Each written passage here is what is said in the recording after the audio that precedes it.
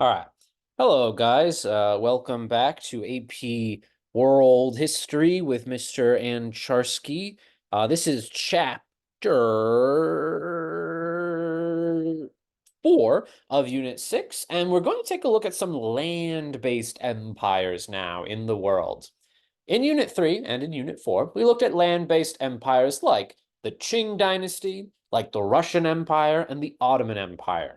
And while these three empires were really big and powerful in the period 1450 to 1750, after 1750, all three of these places begin to decline for a variety of reasons.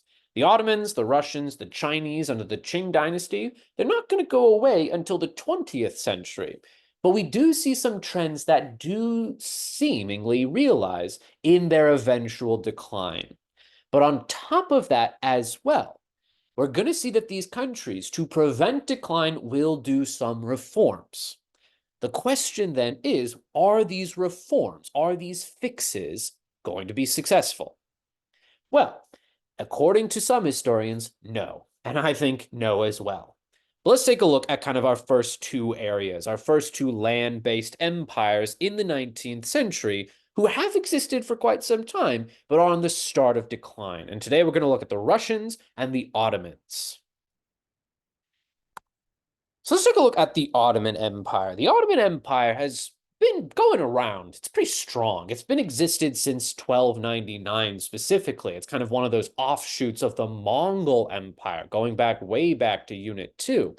However, we're going to see that even though this empire has existed for hundreds of years at this point, by the 1800s, there is a starting of a decline period, and that's what we're going to look at. So let's look at the later Ottoman Empire. First, what challenges face it? Then, what are we going to see as attempts to solve those challenges, to fix those problems? So let's look at kind of some of the big problems facing the Ottoman Empire, and ultimately our kind of long-term reasons why it will decline. The short-term reason is World War I, but these long-term reasons include economic problems. For one thing, the Ottoman Empire has been in a state of decline economically really since the discovery of ocean-based routes to India and China and the Americas. Back in Unit 4, we looked at kind of global trading patterns, how they were changing away from Silk Road trade, for example, towards ocean-based trade routes. And ocean-based trade routes are going to greatly increase during the Industrial Revolution. We see things like steamships, see things like railroads. And countries aren't going through the Ottoman Empire, for example. They are going around. They are doing these ocean-based trade routes. Yes, Mr. Claude, hello. This is Claude. Oh, you gross man. This is Claude Monsoon right here. This is my little baby cat. Anyway, so decline of overland trade has been going on. Yes, say hi to the people. Say, okay, now you're just going to make biscuits on me. No, look at him. Look, look, look. Look at me. Look at me, Claude. Look at me. Look over here. Look at the camera. Look. Okay. There. Look. See? Oh, that's you. That's you. That's you right there. That's you. Yeah, you're a baby. Yes, you are a baby. Yes, you are. Anyway, I got to talk about the decline of overland trade. So, we see the decline of overland trade, and that's not really going to help the Ottoman Empire. Remember, the Ottoman Empire made their money, basically, off of being that endpoint of the Silk Road. But by the 1800s, the Silk Road is well dead and gone. We don't see that revenue of countries going through the Ottoman Empire to get to places like Central Asia or China or the Middle East. But on top of that, there's a lack of industrialization in the Ottoman Empire. The Ottoman Empire used to be a pretty powerful textile producer. It produced things like carpets and rugs, for example. However, we saw that kind of change away from Asian manufacturing of countries like China, like India, like the Ottoman Empire, because of how Europe is making things cheaper and quicker. And we saw that cheapness and quickness thanks to things like mechanization. Mechanization completely changed global trading patterns because of European inventions like the steam engine, etc. We see kind of there is this shift away from manufacturing in the Middle East towards manufacturing in Western Europe. And because Western Europe can produce things so quickly and cheaply, that means their goods are a lot cheaper. That means that there are global markets that are going to be in favor of European made goods rather than Ottoman or Chinese or Russian goods, for example. So this lack of industrialization is really causing kind of a status in where Europeans are going to be the sellers of manufactured goods to Ottoman consumers. Ottoman consumers, well, they're going to buy the cheapest goods. They're going to buy from Britain, for example. But kind of using the example of Britain real quick, we are going to see that the Ottoman Empire is not immune, if you will, to the problems of economic imperialism.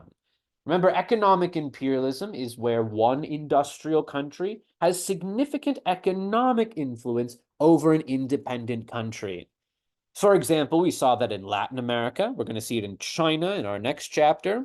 We're also going to see it in the Ottoman Empire as well.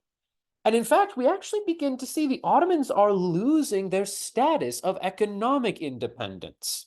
For example, we are going to see a series of treaties made, we're going to see a series of treaties made between the Ottoman Empire and various Western countries like France and Great Britain, for example. And these kind of treaties are sometimes called by historians capitulations. And capitulations essentially are where the Ottoman Empire agrees to give some trading privileges to a European country. Your businesses are allowed to operate within our borders in exchange for some political or economic concession. Kind of, we see that the British, for example, they promise not to invade, for example. They promise to give military protection in some cases. So in exchange for this military protection, in exchange for not getting invaded, we see that the Ottomans are forced to give, they're forced to capitulate, if you will, trading privileges in Istanbul, the capital of the Ottoman Empire. So economically, the Ottoman Empire is falling behind. There's economic imperialism going on. There's a lack of industry. There's heavy debts from the Ottomans towards Western European countries.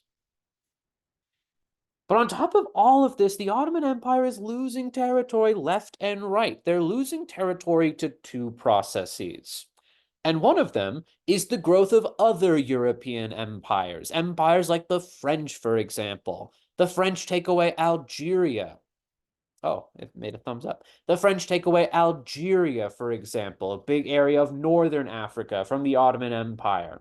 We're also seeing that the Russians, as well, as they expand into places like Eastern Europe and Central Asia, they're also taking former Ottoman territory. They take over a place, or at least try to take over a place, called Crimea, for example. History never repeats itself, but it always rhymes. Ha ha ha. It's 2024 right now, and there's a Russian invasion of Crimea. Wow, that's so topical. Wowee. Woo. Woo-ah, woo-ah, wee, woo-ah. All right, anyway. So as the French Empire grows, as it takes land away from the Ottomans, we're going to see the Russian Empire grows. It takes away land from the Ottomans. And the British technically don't take away any land per se, but they are kind of undermining the economic influence of the Ottoman Empire. But probably the single biggest kind of thing that's unique to the Ottoman Empire is the fact that there are multiple nationalist independence movements all across the empire. The Ottoman Empire, as we saw in Unit 3, was a multi-ethnic, multicultural, multi-religious empire, lots of different ethnicities. There's not only Turks who are ruling over the empire. Remember, the Ottomans are Turkish in their ethnic origin, but they're ruling over diverse ethnicities and cultural groups like Arabs, Armenians, Greeks, Serbians, Austrians, Slovenians, Croatians, all of these different groups of people who are going to be inspired by those Western European ideas of nationalism. We're going to see that people like the Greeks are going to say, we're second-class citizens. We are Greek Orthodox Christians, and we're not allowed into government. Government is dominated by Turkish-speaking Sunni Muslims. And they're going to be inspired by that idea of nationalism. We are Greek speakers. We have a Greek language. We eat lovely Greek food that is totally different from Turkish food. Wink. So we do see no, that's mean. We do there are obviously different. Mediterranean food is very similar in many regards. And that's is that racist to say that all of it's the same? It's not the same. Greek food is different from Turkish food, but like come on, meat in a pita pocket, like how is that so different from each other? The whole world would just get along if we understood that we have more in similar than we don't. Anyway, they're kind of Greek people who are saying we have our own language, we have our own religion, we should have our own nation. So there are going to be several independence movements within the Ottoman Empire, and some of them are successful in the 19th century. Greece declares its independence, Bulgarians, Romanians, all these people in the Balkans, southeastern Europe, are going to declare their independence. But you also see groups who are saying that we should carve up the Ottoman Empire so that there's an independent Arab nation, so that there's an independent Jewish nation as well. Keep a pin in that. It'll become more important next unit. So the growth of this non-Turkish nationalist independence movements is going to be a major problem facing the Ottoman Empire. The Greeks are leaving. Armenians want to leave. Arabs are leaving. We're going to see that all of these factors are leading to territorial loss. And I'll get back to this third point right here, but look at this map of what I mean by territorial loss. Ottoman Empire, height of its existence, 16th century. As time goes on, though, we see these various independence movements, wars with European countries, taking away their land slowly but surely. Egypt declares its independence. Greece declares its independence. All of these Balkan nations in this bottom corner picture right here, all of these places declaring independence, losing and losing more Ottoman territory. However, even though the Ottomans face all these problems, even though there's economic stagnation, even though there's this loss of territory thanks to invasions by outsiders, thanks to independence movements in the Balkans, for example, we are going to see that the government of the Ottoman Empire is either not able or not willing to respond to these problems. And what I mean by that is that the Ottoman Empire is in need of serious reform, of fixing.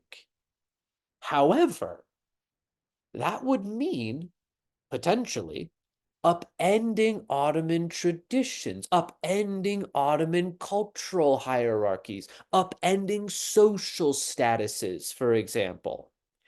And we're actually going to see that even though the Ottoman Empire needs these changes, there are powerful, influential groups who want to block those changes.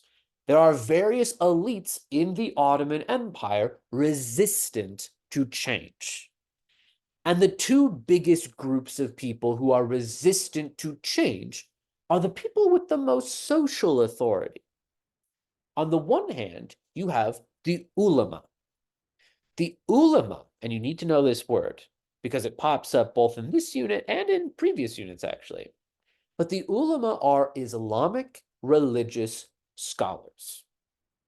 They are the ones who are the legal interpreters of Ottoman law.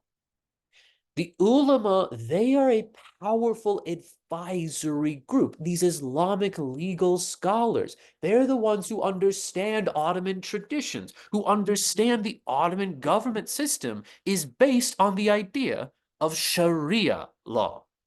Sharia law is Islamic law. That's what the Ottoman legal system has been for hundreds of years. And if it ain't broke, don't fix it. That's what the ulama are saying. Why should we reform our society? Why should we industrialize? That seems a contrary to our Islamic beliefs. They kind of view any attempt at reform as being contrary to traditional Islamic legal ideas. So the ulama are opposed to change. They definitely don't want to see the Ottoman Empire secularized because that would mean the ulama would lose their social status. But the other group of people who are opposed to change are the Janissaries.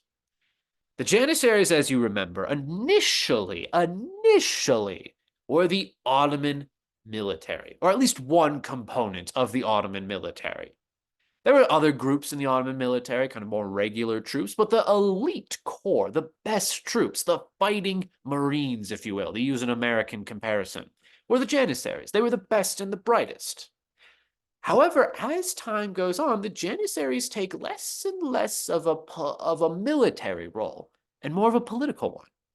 Increasingly, the Janissaries are this special elite class of people in the Ottoman Empire who have traditionally held office as not only military leaders, but as government workers as well. They're the ones who make up the Ottoman bureaucracy.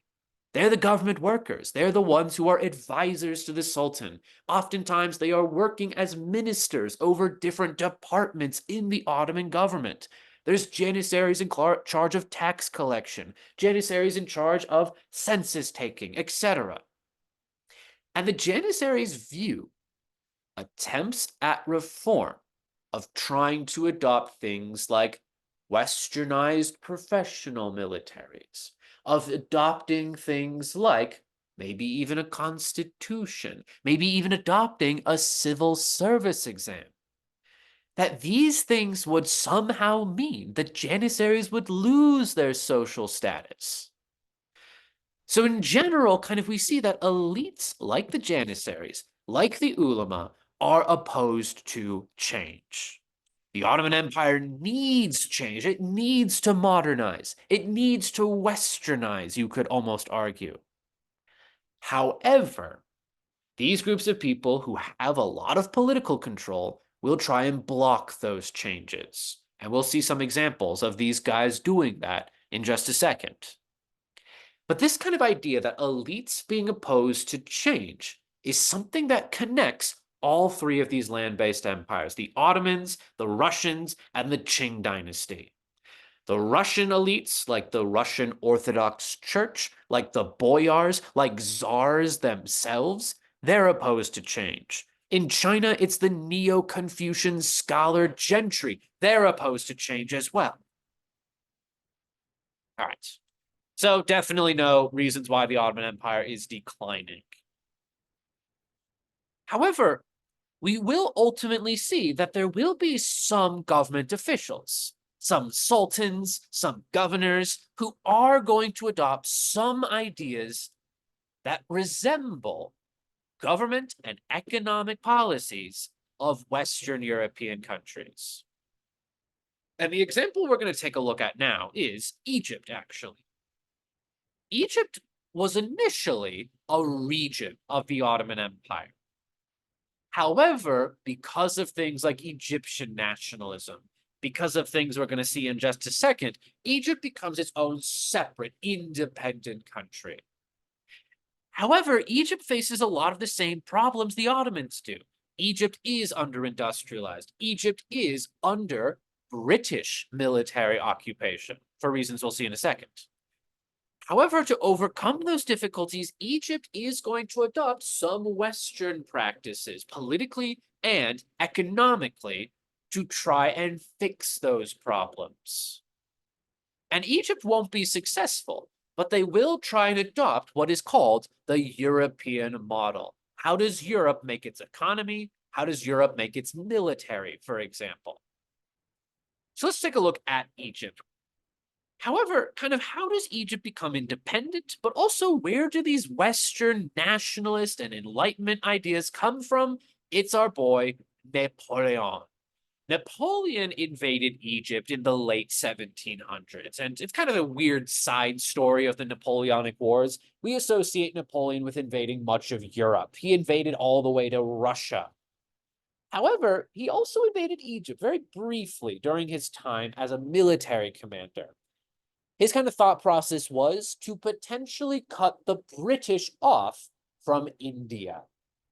The Suez Canal hadn't been built by the time of Napoleon, but it was a potential planned project. The British had been brainstorming for years at this time. And the French, they're going to basically say, we're going to prevent the British from building the Suez Canal by invading Egypt. And that's what Napoleon does. He invades Egypt. However, eventually Egypt is going to be liberated thanks to the efforts of the British, actually. The British are going to intervene in Egypt. They help the Egyptians kick out the French. But even though Napoleon's time is so brief in Egypt, it's like 3 years, it has very little long-lasting impact, so you would think. But in fact, the opposite is true, because Napoleon's invasion of Egypt does three things. For one thing, it is going to lead to the British having a more permanent presence in Egypt. And why is that? Because the British, they intervened in Egypt. They stepped in. They sent their military into Egypt to help the Egyptians kick out the French.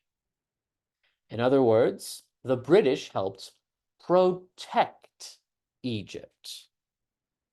This is kind of where the idea of Egypt being a protectorate of the British Empire is coming into play. You don't want those stinky those stinky French people invading your country again, right?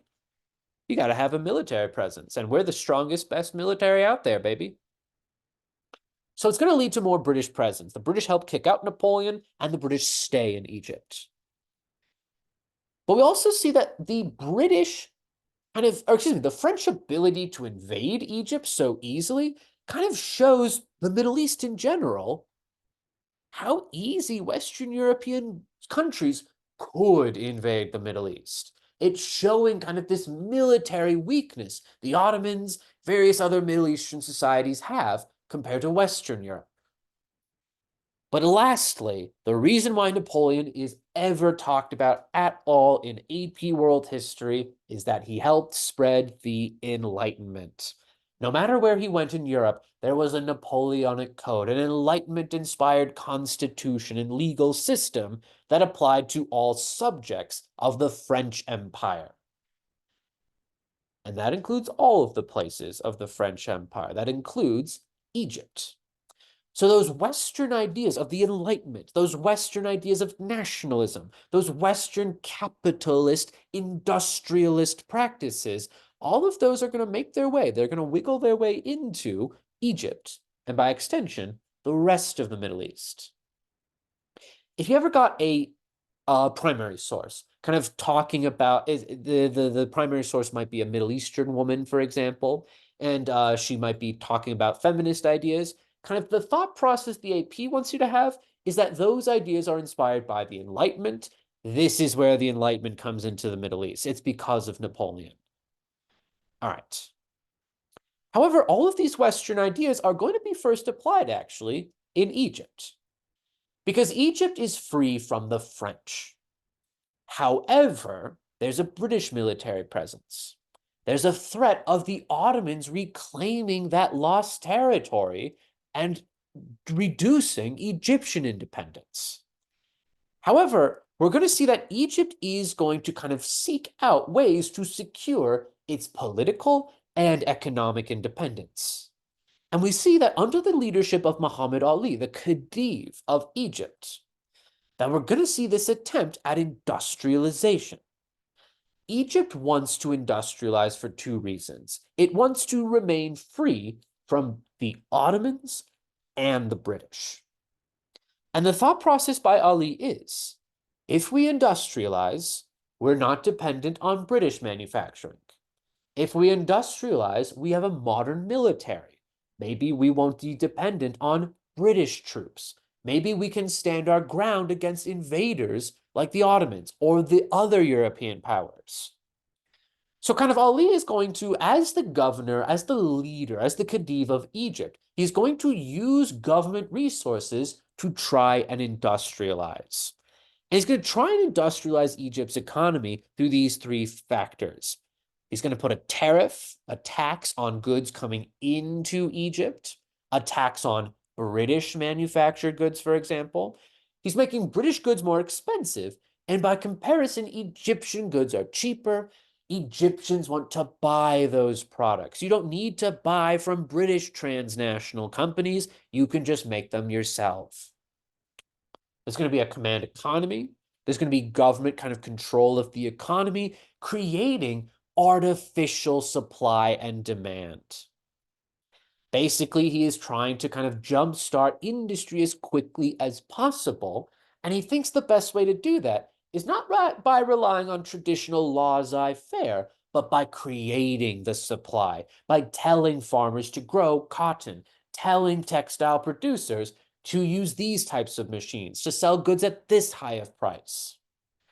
But also, we see kind of Western education being imported into Egypt. Let's build Westernized universities so that we teach our kids, we teach our students about STEM, about science and technology and engineering, all of those lovely things, so that we know how to build machines. We know how to build the best factories. We know how to build the most modern infrastructure. But even though Ali is going to try and do all of these things, he's going to fail really for three reasons. For one thing, the British have a military presence in his country. And the British kind of use this military presence to put pressure on Ali to remove policies the British don't like. The British don't like a tariff that makes their goods harder to sell in Egypt. They're going to kind of put their military and pressure Ali. Hey, Ali, we don't like this tariff. We have our soldiers stationed in your country. What if they killed you? You should get rid of that tariff if you want to stay independent. And that's what Muhammad Ali is forced to do, basically. We also see that the British military presence increases, kind of undermining the foreign policy independence of Egypt because the Egyptians have the Suez Canal. That's their territory, but now it's British territory. The Suez Canal is British territory, and that territory is defended using British troops. And these British troops are going to stay in Egypt for quite some time. They stay until the 1920s, actually. But ultimately, at the end of the day, no tariff. That means British goods are cheaper. That means British companies are selling their product much more quickly in Egypt. Egyptian consumers buy British goods. There is kind of more dependency on British manufactured goods. The British have kind of this overwhelming dominance over the manufacturing market in Egypt. But finally, kind of Egypt was using government resources, government money to build up factories, to kind of control the Egyptian economy. And all of this costs a lot of money. All of this is going to cost Egypt heavy amounts of money. They're going to go into debt.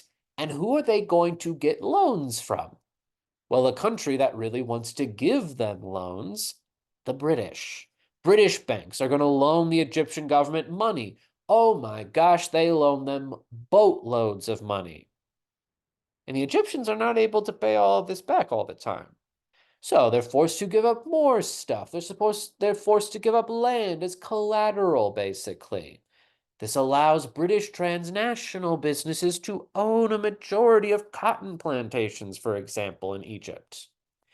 So kind of Egypt's attempts at westernizing and modernizing, while they are intended and embraced by Egypt's elite, they are mostly going to result in failure, unfortunately.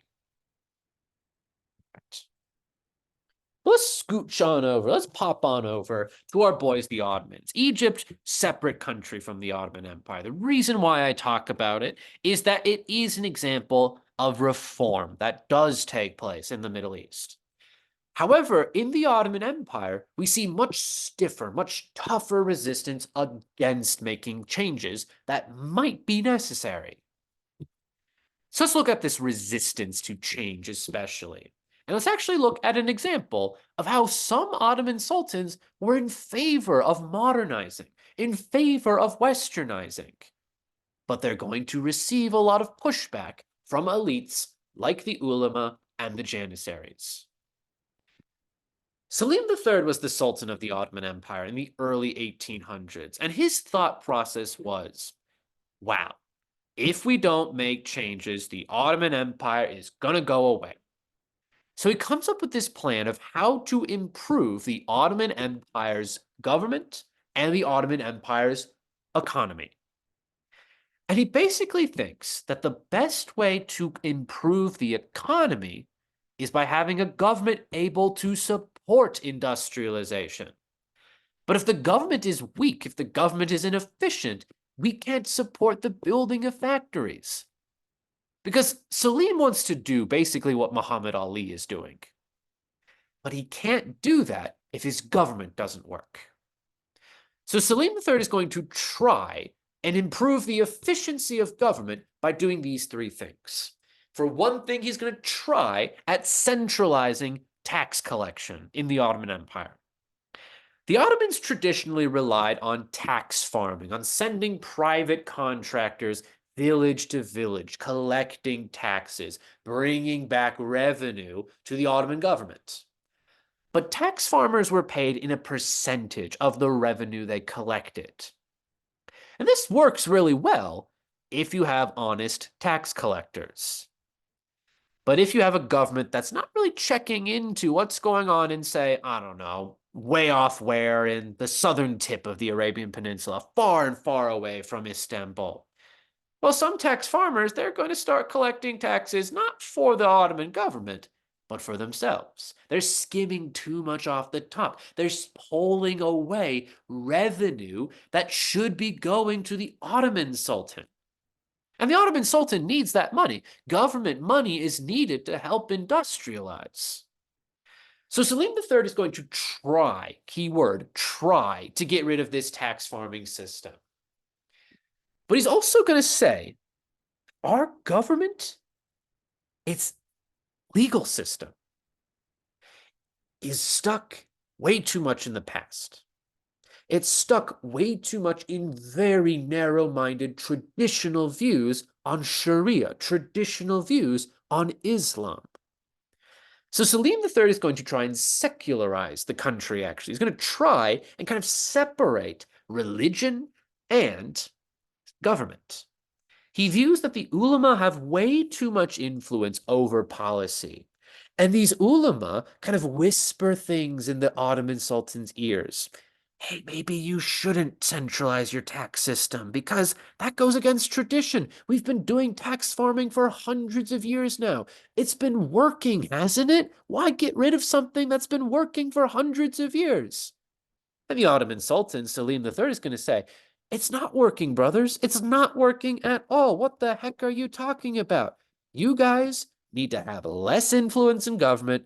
Go back to religion. You guys are really great at teaching about Islam. You're not really great about teaching about government policy. So he's going to try and actually separate Islam from the government of the Ottoman Empire. The Ottoman Empire has traditionally been an Islamic caliphate, a Sunni caliphate. Oftentimes, the role of the Sultan and the Caliph were one and the same. He wants to separate those two. Religion is great and good, but that should be outside of government, according to Selim III and the American Constitution. And never mind. But he also wants to kind of westernize the economy. He wants to build up industry. And he is going to have to do that by taking away land. He's going to take away land, or try to take away land, from elites in the Ottoman Empire.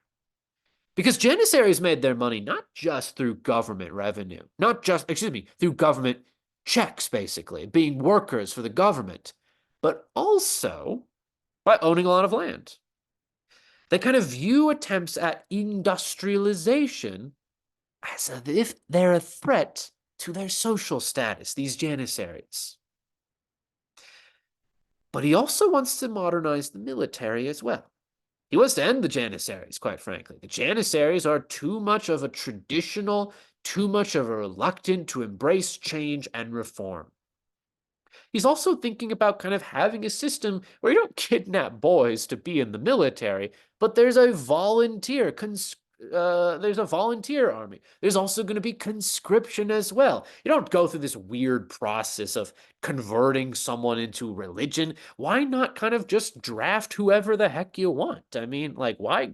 It creates kind of this artificial class who has way too much influence over government. So kind of those are attempts at reform. Basically, his thought process is, I need to make government more efficient by getting rid of the old elites. But these old elites have a thing up their sleeve. because they're going to make sure that Selim III doesn't pass any of these changes. And in fact, we do see significant pushback against modernization by these traditional elites. For example, the Janissaries, in reaction to these attempts to modernize, in reaction to these attempts to get rid of their influence over government, what do the Janissaries do? They kill Selim III. Selim III is executed by the Janissaries. And the Janissaries put in charge another sultan, a son of the sultan who won't do any of these changes. Janissaries oftentimes were tax collectors. They were the tax farmers. And they don't want to see that system go away. They want that money, basically. But we also see pushback by religious influence as well, religious leaders.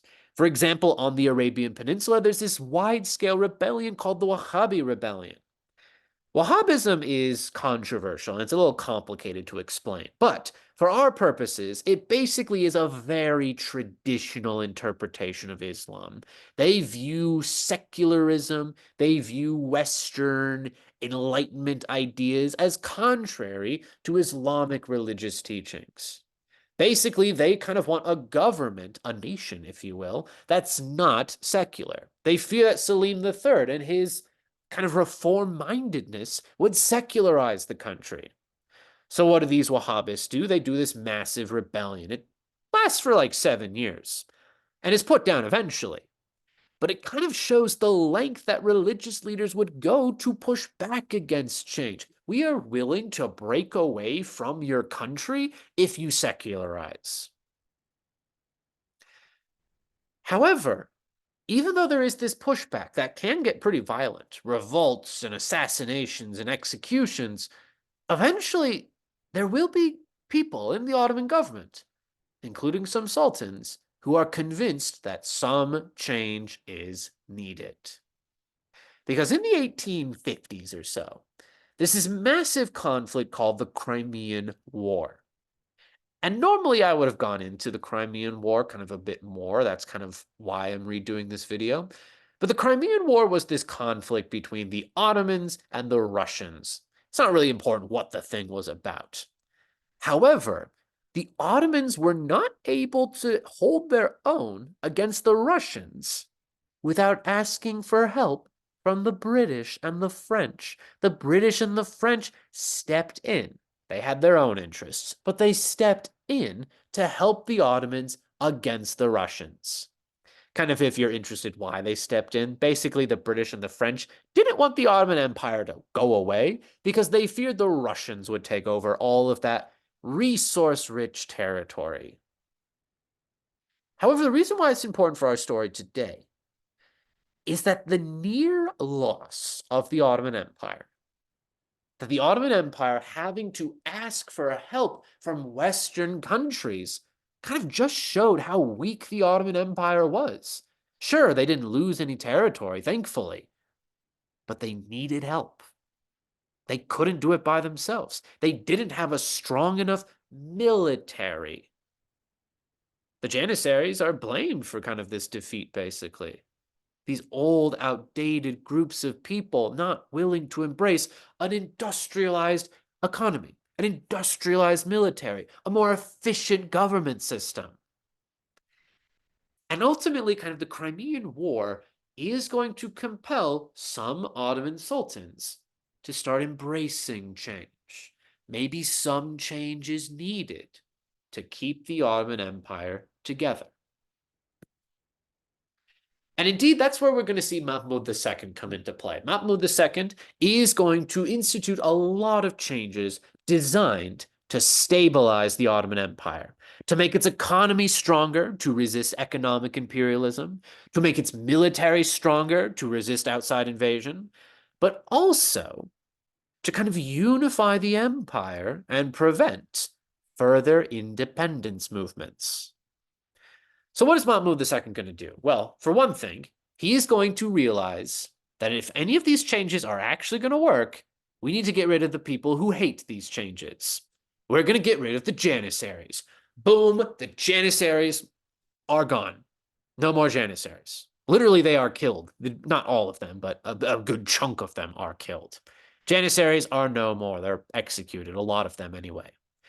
Kind of Mahmud II is thinking, the Janissaries in the past were so reformed to change. If I want change to actually happen, I need to get rid of them. And they got rid of them. That's what Mahmud II did. But Mahmud II and future Ottoman sultans as well, it's not just him, but Mahmud II begins it, is going to see a time period of Ottoman history called the Tanzimat reforms. And you need to know the Tanzimat reforms. Last year, in the year of our Lord 2023, there was an SAQ about the Tanzimat reforms. So, what were the Tanzimat reforms? Well, the Tanzimat reforms are a series of government and economic changes that are designed to do these three things. They are designed to unite the Ottoman Empire through a shared sense of Ottoman nationalism. Literally, the Ottoman Empire is trying to impose a sense of nationalism onto its subject people. It's trying to unite diverse ethnic groups through kind of this idea that you should all adopt Turkish culture, Turkish language. We kind of let you do your thing in the past. Now you're Turkish. You got that, Arabs? You're Turkish now. You got that, Serbs? You're Turkish now. You got that, Armenians? You're Turkish now. So, unite the Ottoman Empire. That's designed to prevent these independence movements. You don't feel Serbian, you feel Turkish. There's this idea of trying to stay competitive with Europe. We need to have a stronger economy, one that is industrialized, one that doesn't depend on Western manufacturing. But you also need an industrialized military as well. We need to be able to hold our ground against our enemies. But finally, kind of in order, or excuse me, as a result, this desire to kind of have a stable economy and military is designed to keep the Ottoman monarchy functioning. We need to keep the Ottoman Empire together. We need to make changes. They're going to appeal to the ulama, saying, guys, we know you don't like change. But if we want this country to keep existing, if we want a country that has claimed to be the defenders of Mecca and Medina for hundreds of years to keep existing, we need to have a stronger government. And even if that goes against your traditional narrow-minded view of Sharia law, then by means we have to do it.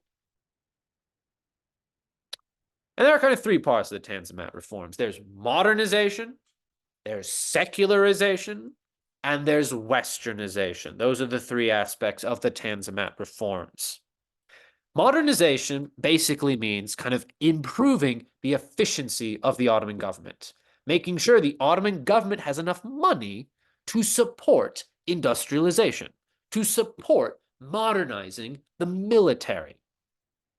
So under the modernization aspect of the Tanzimat reforms, there are several changes that happen. For one thing, tax farming is gotten rid of. Bye-bye, tax farmers. You're stupid and corrupt. No more tax farming. But in order to have kind of a more efficient government, you need intelligent people in government. And how do you think you get intelligent people in government? You guessed it, baby. Civil service exam. Civil service exam, baby. But also, kind of government, well, should be made up of smart people. You could have a civil service exam, sure. But actually, you see, the Ottomans, they're going to also improve the efficiency of their government by making a constitution. A constitution that has this separation of powers. It kind of makes a more efficient tax collection system in this separation of powers. The Ottoman Empire becomes a constitutional monarchy. That's how far the Tanzimat reforms are going. But on top of that, the Ottoman Empire is going to become officially a secular country. The ulama are still culturally important. They still are a pretty important cultural group. However, we do see that kind of their influence over government is declining, is waning. There is more of a separation of church, Islam, and state. So there is this kind of secularization, and the intent is to remove the ulama's influence over government policy. The same way that Mahmud II got rid of the Janissaries, he is not getting rid of the ulama, because killing religious leaders tends to make you unpopular, especially among, religious people. But he is kind of reducing their control and influence over government policy. Yeah, I know. He's secularizing the Ottoman Empire. Do not like that. Are you a member of the ulama? No, I don't think so. Unless you are. Are you learned in the ways of the Prophet Muhammad, blessed be his name? I don't know if you are. You're illiterate. Mwah. You're a baby. All right, secularized. Last part is westernized. That basically means let's introduce industry. And basically, the Ottomans do the same thing as Muhammad Ali. That's kind of why I talked about him in this chapter particularly. Government direction of the economy, intent is industrialize. Industrialize means you're economically independent. You don't need to buy foreign made goods, but also it means you have the potential for an industrialized military as well. So that's the Tanzimat reforms in a nutshell. And under the Tanzimat reforms, a lot of changes happen. A lot of things will be introduced into the Ottoman Empire. That's pretty interesting, actually. For one thing, the Ottoman Empire becomes a constitutional monarchy, at least in theory, as we're going to see. With the introduction of industry, we start to see a bourgeoisie emerging in the Ottoman Empire, a middle class that tends to be westernized, who tends to be very much educated in Western values like nationalism, like the Enlightenment, for example, like modernization, for example. And indeed, kind of on a cultural level, the Ottoman Empire is going to become a bit more westernized. Traditional clothing is kind of done away with in a way in favor of more modern, quote unquote, Western customs, Western clothing. For example, we get rid of those wonderful onion turban hats that we all love so much, that Suleiman the Magnificent. I'm petting you, you little baby. Yes, you are a baby, and I'm petting you. Yes, you are a baby. I love you. Yes, I do. You're a big baby. Mwah. All right. Except you're really hairy. I need to brush you. So, secularism, all those wonderful things. However, that being said, the Ottoman Empire is still not as industrialized as Western Europe. And kind of even though all of these attempts of change are made, the Ottoman Empire is still losing territory. We actually see a lot of independence movements. They're going to say, we don't want to be Turkish. What are you talking about, Ottoman government? You're trying to impose Ottoman nationalism on us? Get the heck out. There are independence movements all across the empire. There's not enough industrialization. And kind of Western Europe is looking at the Ottoman Empire and they're kind of thinking to themselves, that would be a shame if the Ottoman Empire fell apart, wouldn't it? That would be just so awful because think about it. Who would control all of that territory? Who would control all of that land with a lot of oil in it? So there is kind of this perception by Europeans that the Ottoman Empire, despite all of these changes being made, that the Ottoman Empire is crumbling apart. It's the sick man of Europe, basically. And on top of all of this, with Western Europe kind of looming over the Ottoman Empire, just waiting for it to fall apart at any minute, even though there's a lack of industrialization to the scale that would make it competitive with Western Europe, we still see that there are some in government who don't want further changes. The ulama are still an important part culturally in the Ottoman Empire. But on top of that, even though the Ottoman sultans, like Mahmud II, were willing to make some changes, they didn't want their power to go away. They acted like absolutist monarchs. They oftentimes ignored the Constitution. They said, fine, I mean, that's cool. I guess you have it. That's cool, I guess, that there is this more efficient taxation system, but I still want to be in charge of everything. And actually, it's in response to the fact that the Ottoman sultans are acting like absolutist monarchs, in response to the lingering religious character of the Ottoman Empire, that there's going to be a revolution. A revolution led by middle class, westernized Ottoman nationalists. And these westernized middle class Ottoman nationalists, say that 5 times fast, are known as the Young Turks. They basically want to invigorate the Ottoman Empire, that it removes any sense of tradition. It removes any sense of the past and religion. We need to kind of become completely Western European. That's what the Young Turks want to do. And what they do is they overthrow the Sultan, this guy named Abdul Hamid II, I think his name is. They overthrow him and they put in place a much weaker monarch. We do see that the Sultan is basically a figurehead for the rest of Ottoman history. The government is dominated by, oftentimes, members of this middle class, these westernized nationalists who oftentimes take control of the military, actually. So the Ottoman government is very much dominated by members of the military elite who are very interested in nationalist ideas. But finally, kind of the Young Turk Revolution is going to be much more insistent on promoting Ottoman nationalism. They call it Ottomanism. Ottomanism is kind of like Russification. It's the idea of kind of imposing Turkish culture onto the groups of people in the Ottoman Empire. And the Young Turks are very interested in nationalism. Their kind of definition of Ottoman nationalism is one that is Turkish supremacy. They're motivated by ideas of social Darwinism. They're motivated by ideas of biological racism. Keep that in mind for the future.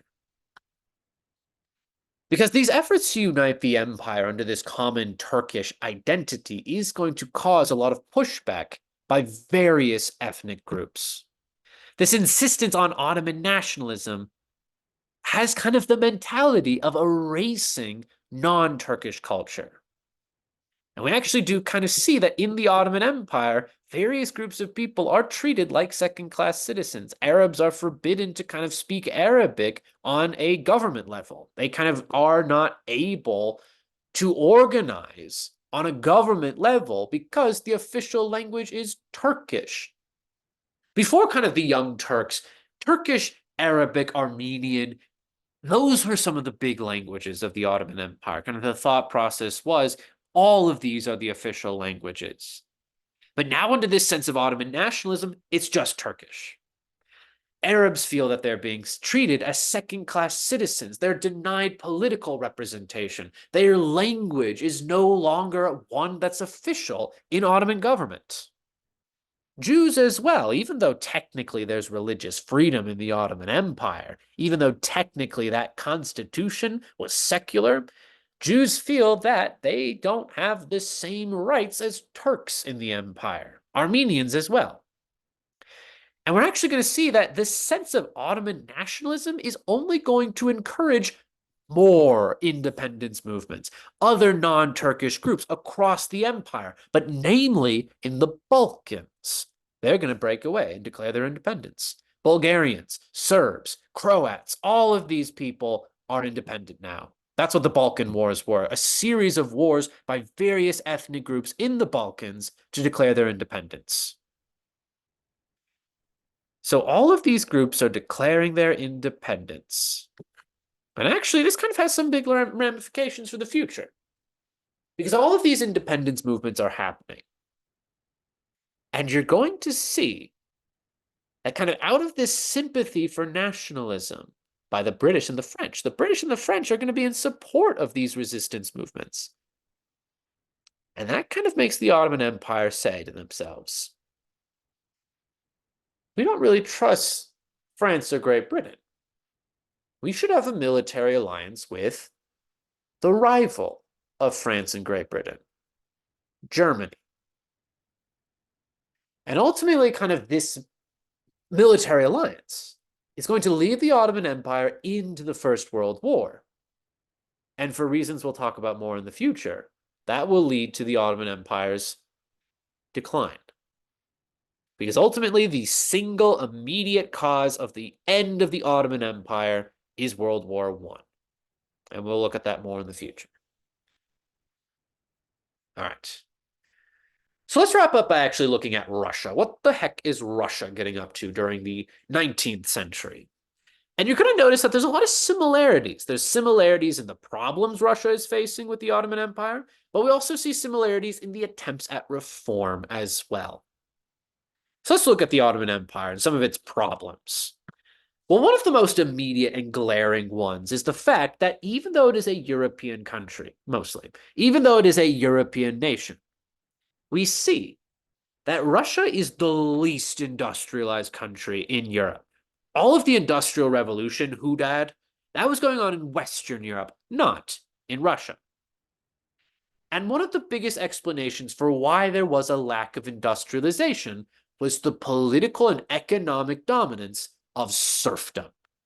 Serfdom, as you remember, was that labor system in which a farmer pledges their service, their work to a landlord, who then it provides protection in exchange.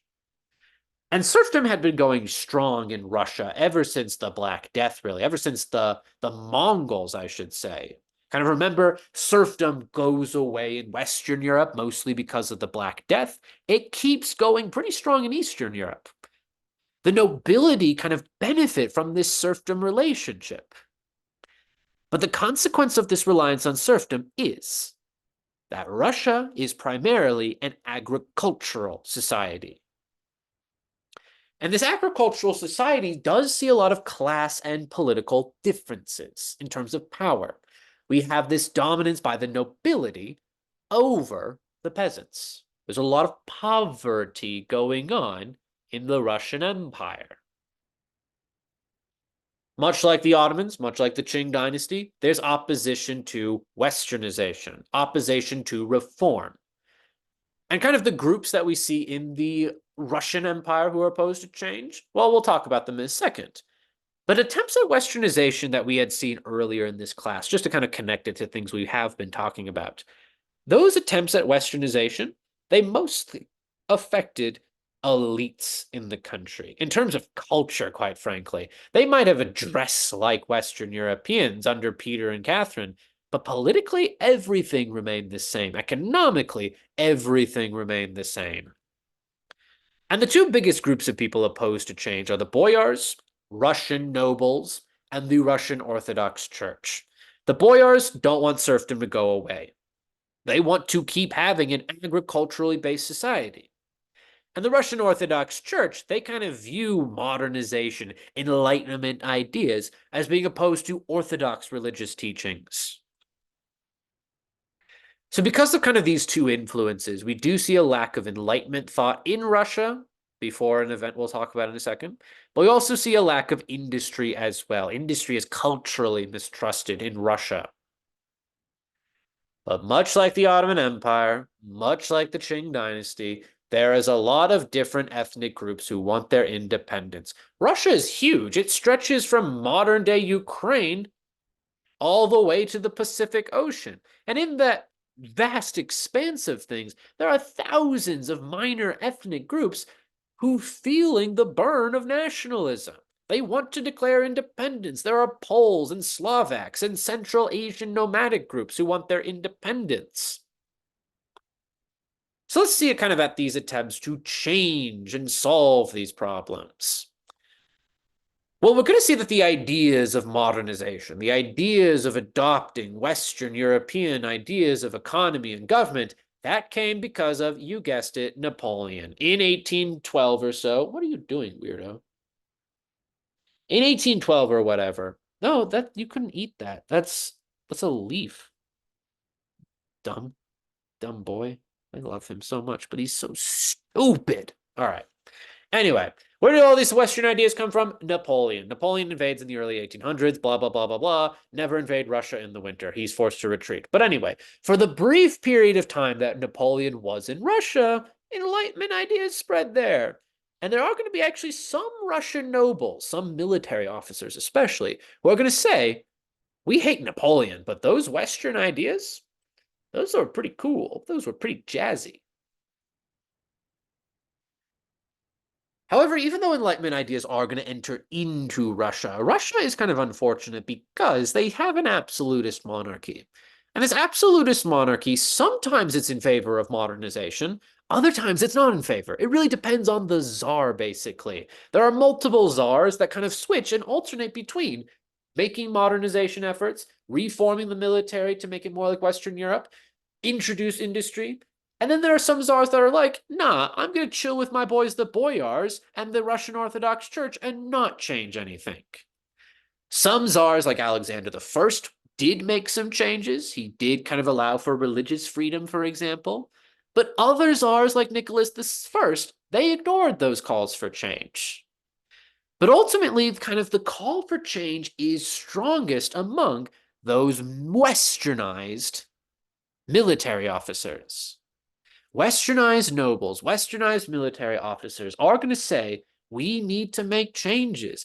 If we wanted to resist, the only reason why Napoleon left our country was because of the winter, for God's sake. We didn't have a strong military. They just came in and burned all of our stuff down. We need to have a modern military.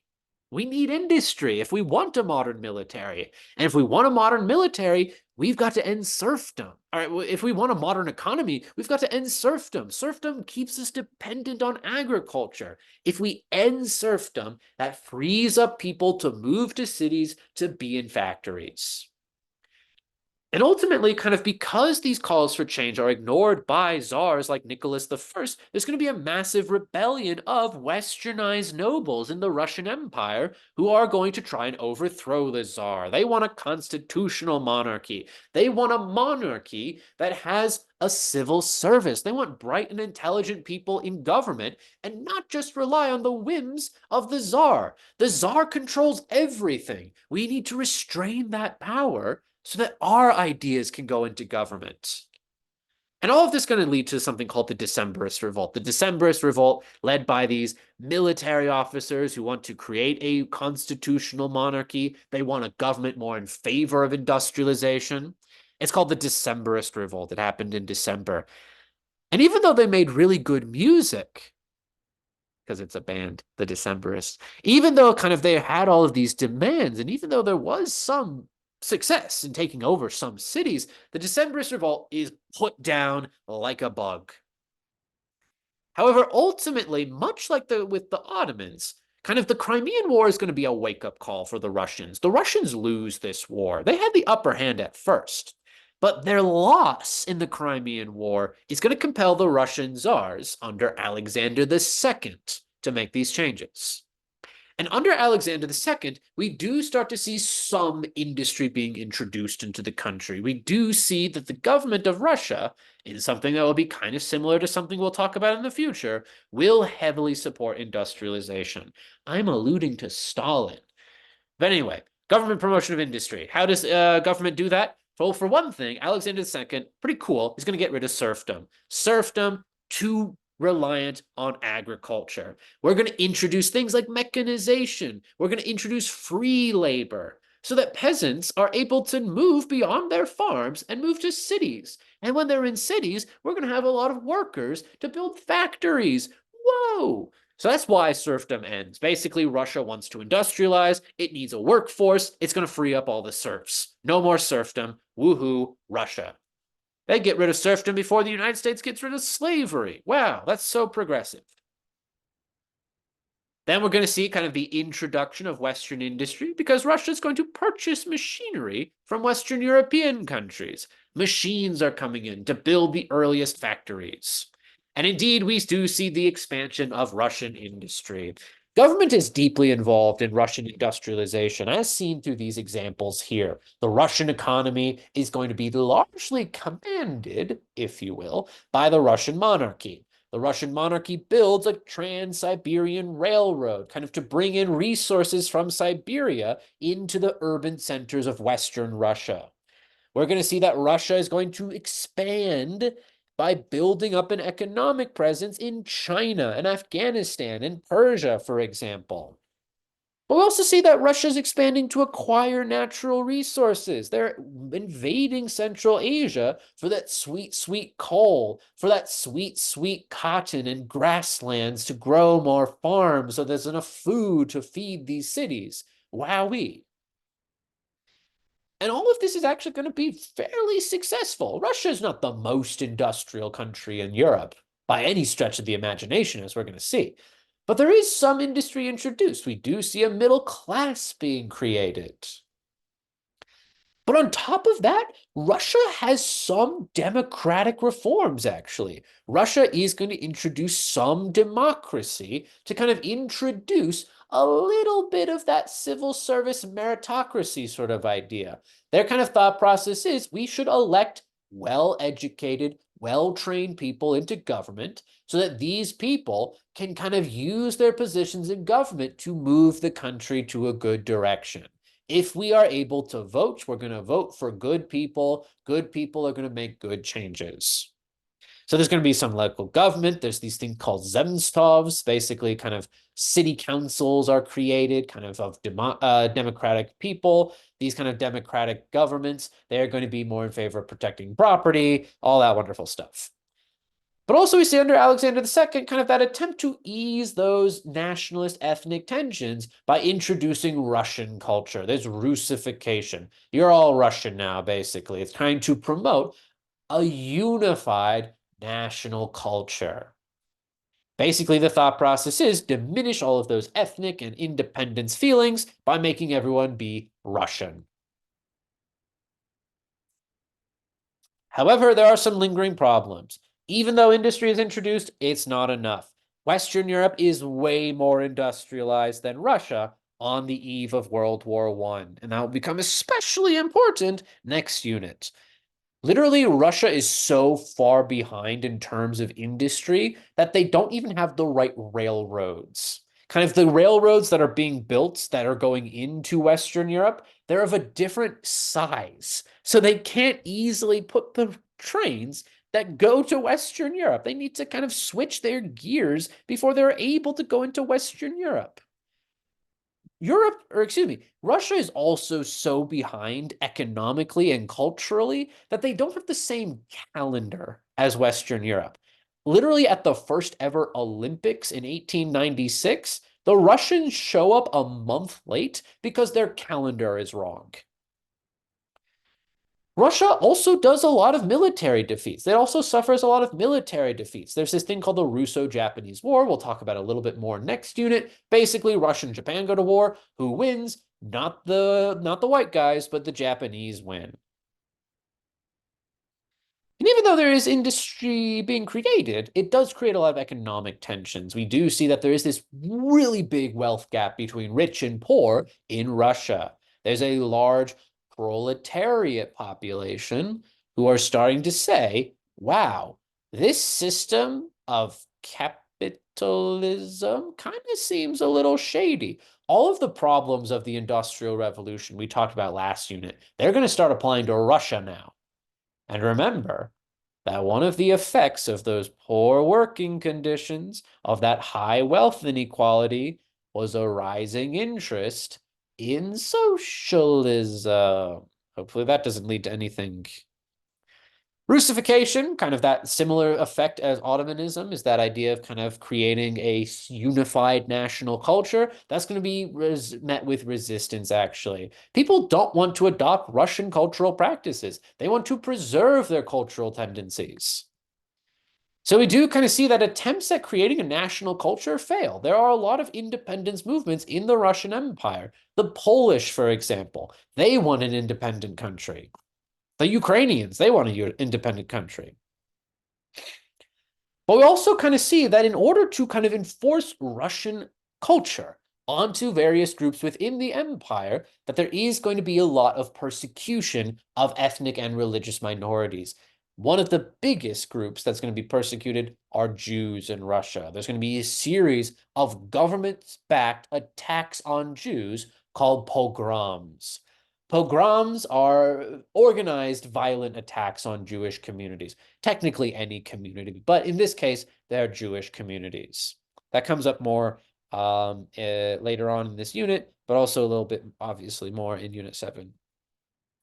All right, elites are still in charge, and we're going to see that there are people saying, hey, you introduced some democracy, give us more. And the czars are going to say, bruh, no, that was enough. We're getting smart people in government, but we're not going to be a democratic nation by any stretch of the imagination. Yeah, there's going to be a lot of radical parties that emerge that are saying the government is not doing enough. We need to overthrow the government. The government responds by making them illegal. That only makes them more popular. Hopefully, communist and socialist parties don't become more and more popular, especially as the Russian government becomes less and less popular. That would be a real shame. All right. Cool, I'm done. So that was it for Russia and the Ottoman Empire. If you have any questions, leave a comment down below. Basically, the thought process is all of these things are not going to be solved. These empires are going to fall, yada, yada, yada. Goodbye. Bye. You want to say bye, Claude? Claude, come here. Come here. Oh, no, he's tired. He's making loaf right now. All right, bye-bye. He's not pooping. I realize that that could be interpreted as him pooping. And he's not making biscuits either. He's being a loaf. Like his arms are under his little belly. He's like, that's what he's looking at right now. Yeah, now he's just staring at my bookcase. Do I say bye? Want to say bye, baby? Want to say bye? No, he doesn't. I will say bye, and I won't say bye, baby, because that would be weird. But bye, bye, bye, bye, bye, bye, bye, bye. Stop sharing and stop recording. Where's the